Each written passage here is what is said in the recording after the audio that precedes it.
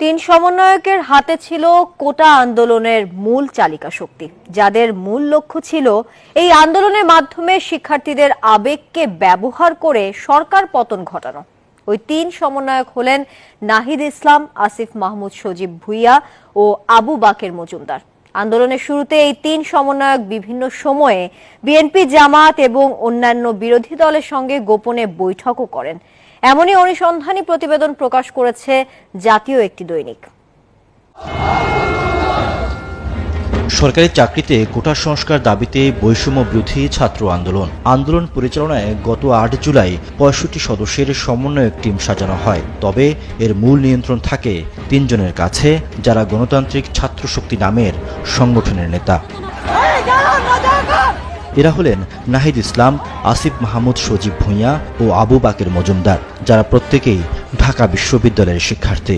অনেকের মনে প্রশ্ন, হাইকোর্ট কোটা বহাল রেখে যে রায় দেয় তা আপিল বিভাগ বাতিল করার পরও কেন আন্দোলনকে এগিয়ে নিতে চেষ্টা করে বৈষম্য বিরোধী ছাত্র আন্দোলন? এ নিয়ে একটি অনুসন্ধানী প্রতিবেদন প্রকাশ করেছে জাতীয় একটি দৈনিক।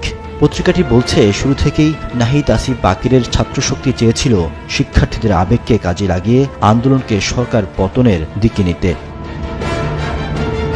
ডাকসুর সাবেক ভিপি নুরুল হক নূর, সাবেক সমাজসেবা সম্পাদক আক্তার হোসেনের পাশাপাশি আন্দোলনে রসদ জুগিয়েছে ইনসাফ কায়েম কমিটি এবং এবি পার্টির নেতারা।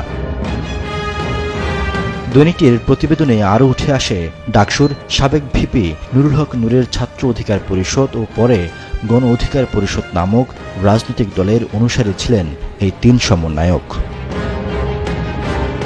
২০১৮ সালের কোটার পরিপত্র বাতিলে হাইকোর্টের সিদ্ধান্তের পর দ্বিতীয় দফা কোটা বিরোধী আন্দোলন শুরু হয়। সাধারণ ছাত্র এবং নিরপেক্ষ সমন্বয়করা শান্তিপূর্ণ আন্দোলনের পক্ষে থাকলেও তারা নেতৃত্বে থেকে আন্দোলনটিকে দীর্ঘায়িত করা এবং যার মধ্য দিয়ে সরকার পতন নিশ্চিত করার লক্ষ্য ছিল।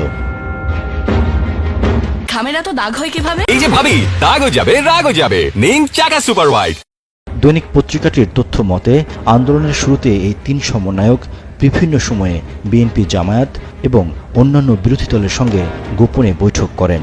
এছাড়া জাতীয় ইনসাফ কায়েম কমিটির নেতাদের সঙ্গেও বেশ কয়েকবার বৈঠক হয় এসব নেতার।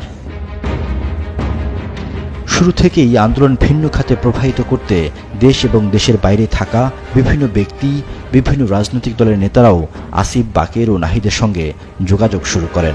তবে বেশিরভাগ সমন্বয়ক এর বিরোধিতা করেছেন। Desk report, news 24।